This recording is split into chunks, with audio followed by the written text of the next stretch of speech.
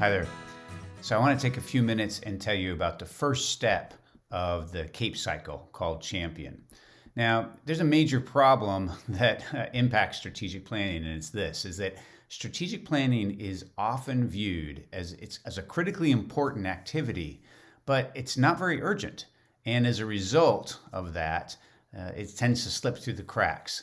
And this is a key problem with strategic planning. People spend a lot of time and energy creating plans or thinking that they might follow through on it, but you have so many different things on your plate that it tends to slip through the cracks. And all the good time and energy you put into this, into the strategic planning efforts, ends up going for naught. And which makes sense when you think about all of the different things that nonprofit leaders have on their plate.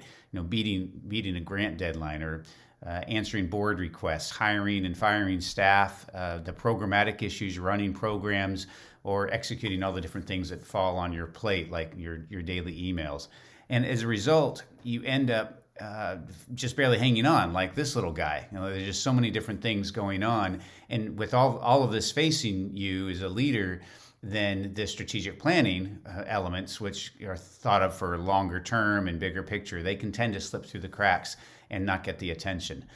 The reality, the unfortunate reality in a way, is that we've never seen strategic planning work well. We've never seen it work well at an organization, and unless at least one person, and preferably two people, were committed to making sure that strategic planning worked well at the organization. So you need to have one person, preferably two, that is willing to put strategic planning on the front burner, that's going to pay attention to it, that's going to commit to making sure that strategic planning works at your organization. And that's why we call this step one of the cycle. It's easy to just sort of jump in and create a plan and so on.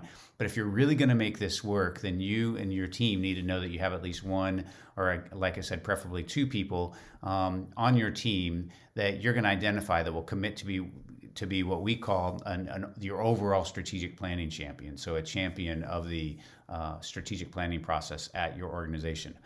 Now, should that be one person, two people? Who should that be? Now, typically, the executive director is at least one of the two champions. They're in a position where they're engaged with the board, they're engaged with staff. If you don't have an executive director, you're simply an organization with board members, then oftentimes that is the board chair.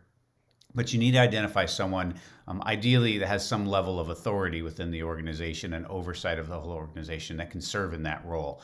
And ideally, also, you'd build that into their job description or their role description. So, and they could even be evaluated on that. If their job, part of their job is to make sure that strategic planning works, and it's part of that job description and it's documented as such, that person's going to be more likely to get the support they need from their team members to do the work, and also just have their own clarity that this is something that they need to do as part of their job.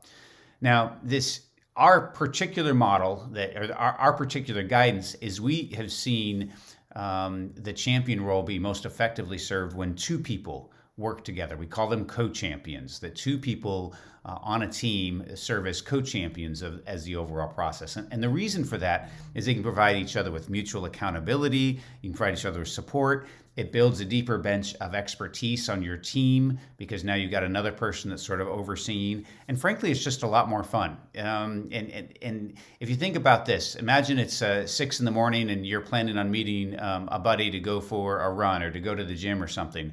Well, if it's 6 in the morning and it's just you having to get up to go out for a run in the cold air or go to the gym, you might blow it off. But if you've got a buddy, you got a partner that you're committed to, then you're much more likely to do it. And frankly, it's more enjoyable. It's the same exact idea here with strategic planning. If you've got a partner that you're leading this process with, you're going to have that mutual accountability. It's going to be better results because you're going to be able to support each other. And so we're a big fan of the co-champion role for the overall co-champion role for strategic planning. Now, some of the who that person is they're often a board chair or an administrative assistant. In fact, one of the best combinations of champions that we've seen is an administrative assistant with the executive director. The administrative assistant sort of manages the overall process, whereas the executive director provides the overall leadership. So whatever works for you, we're big fans of co-champions for the overall champion role. Some of the responsibilities pretty straightforward. Just make sure that you have an effective plan, and and as the overall champions, you're providing support to the other people on your team that are executing the plan. A key tactic is creating a strategic planning calendar, and we have some other information elsewhere about that. But having a calendar that shows when your team is going to meet and follow through, that's super helpful, super practical, and people really appreciate seeing the strategic planning set up on the calendar.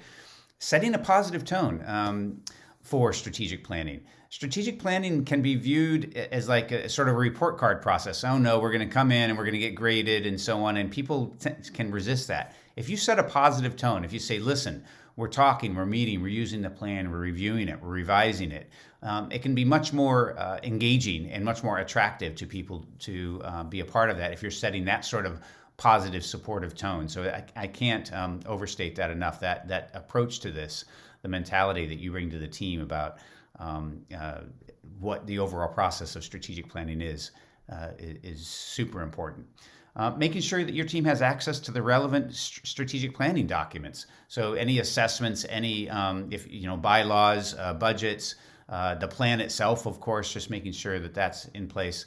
And then summarizing all of this is reinforcing the CAPE cycle. The whole 4-step CAPE cycle addresses a lot of these things. So if you as a champion, overall champion, are just simply reinforcing the CAPE cycle, then you're going to be addressing a lot of those items 1 through 5. So those are some of the responsibilities and ideas about the champion role, step 1 of the CAPE cycle.